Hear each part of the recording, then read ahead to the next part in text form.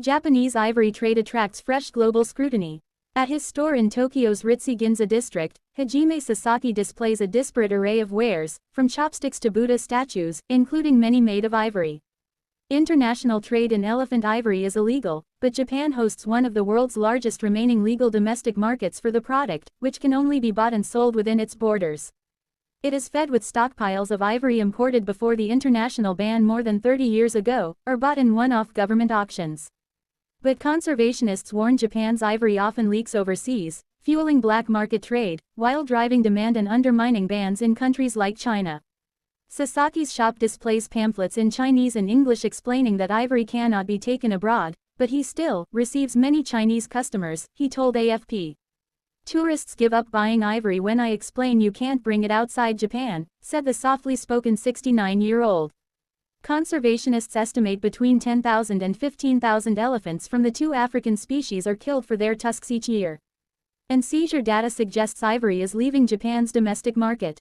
Since 2008, more than 3,600 kilograms of ivory linked to Japan has been seized by authorities around the world, according to data presented at a recent global wildlife trade meeting in Uzbekistan.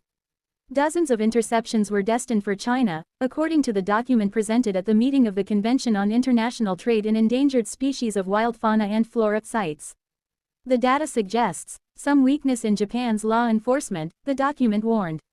In 2023, a shipment reportedly bound for Thailand carrying 710 pieces was intercepted, another CITES document said.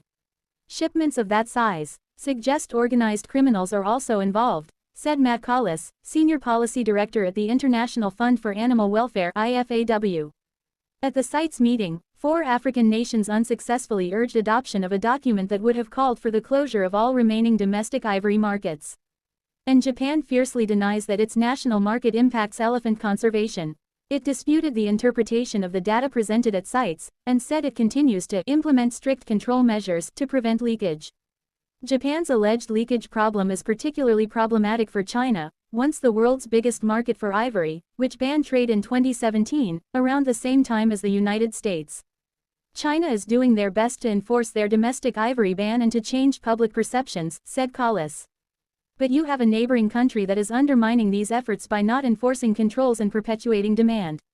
Ivory was once widely used in Japan for personal seals and musical instruments.